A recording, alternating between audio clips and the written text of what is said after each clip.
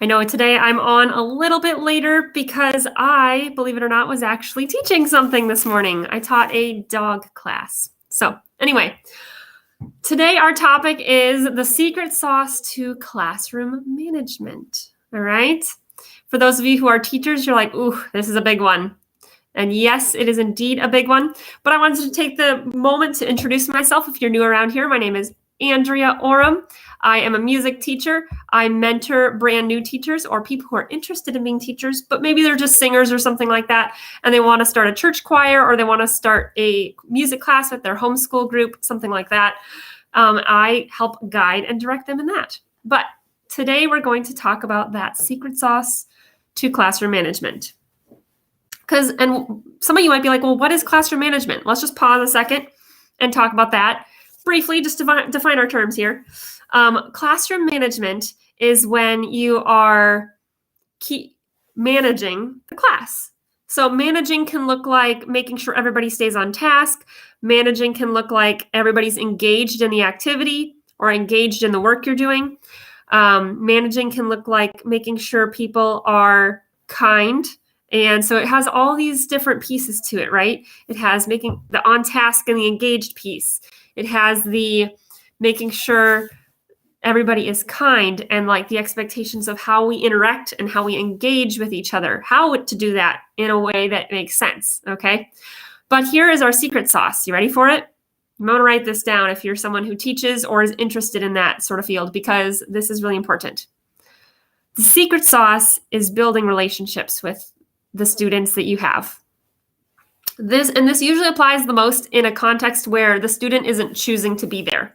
So some high school choirs are, all-encompassing, meaning anybody can show up even if they don't want to be in choir. But for the most part, a lot of high school choirs are kids that want to be there. They're taking choir instead of band, or they're taking choir instead of art, or they're taking choir instead of woodworking, or whatever they choose, right? So sometimes you have situations where students are required to take it. It is more of a curricular course, and sometimes it's more of an elective course, and they get to choose in that case. Classroom management applies everywhere. So it applies to those where you're choosing to, whether you're choosing to be there or not, whether the students are choosing to be there or not, and it even applies to adults. It applies if you're teaching like a seminar or a workshop. Classroom management applies to anywhere where you are in front of a group of people, okay? And you're having them do something specific. So it's typically not necessarily a speaking role. Like if you're just speaking and it's like an audience listening, it's not quite so much that context. It's more like there's engagement back and forth, and you're expecting them to do something in the context of that space. So now that we have defined our terms, that secret sauce, building relationships. And here's why. This is especially true for working with students who are not necessarily choosing to be in that class. Because let's face it, music may not be their favorite subject. Music may not be their favorite thing. Music may not be something they're good at. And they might feel nervous about that. They might feel scared to try something new. They might just plain old not want to be there. Or they might be waking up in the morning, or there's a load of reasons why a student might be reluctant to be there. And if they're reluctant to be there, there's one of two things that can happen. They can either shut down and just not do something and choose not to engage, or they can cause an issue. Those are the two main reasons that if students are not wanting to be there and they're not engaged or they're not trying, why they're doing that. And there could be other factors too. There could be something hard happened that morning, or something difficult they're going on that's happening in life, right? There can be so many reasons why a student either chooses not to engage or causes a disruption. And the one main thing that I have seen work time and time again is to build a connection with the student. So it's the hardest when you're brand new. It's the hardest on the first day. But build connections. Know your students. Know what they do like. Make conversations with them about what they do and they don't like. Know that, hey, John likes race cars, or he has a toy car that he really likes and shows to you, or Susie likes wearing sequiny clothes and has like sparkles on her shirt or something like that and really enjoys that.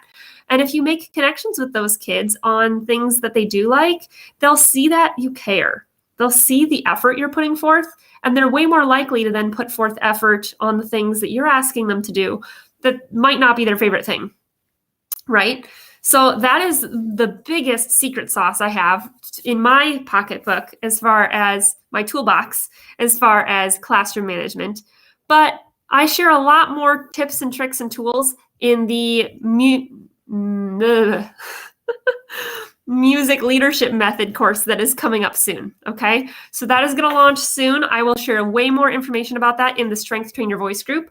And I'll be sharing a couple little tidbits and gold nuggets from the course to the people who are in that group. So if you're interested in that, you can keep your eyes peeled. If you're not in the group yet, there's a link in the description of this video. And if you are in the group, watch the guide section. Okay. Because I'll be putting some more information in there. In fact, I actually have a live video coming up this afternoon. I think it'll be around 3:45 or so Central, since that's the time zone I'm in, 3:45 Central. I'll be going live to talking about how you can teach classes. I'm gonna sneeze. Woo! Woo! Never know what's gonna happen live, right? But anyway, I'll be going live at around 3:45 Central Standard Time today in the group to be talking about setting up classes for groups that are not a public school. So that can look like a lot of different things, and it can kind of look like however you want it to look. But I'll tell you about the tips and tricks I have learned along the way in this regard, and maybe it'll be for you. And if it's not for you, that's fine too. No big deal. But maybe that's for you if that's something you're interested in. So you can check that out. It'll live in the guide section. So if you are watching this video in the future and you missed out on the live presentation of it, that's okay. Join the group anyway. It'll be in the guide section. You can search that, or you can make a post and ask me about it if you can't find it. So have a great rest of your day. And if you're in the group, I'll catch you this afternoon. Bye for now.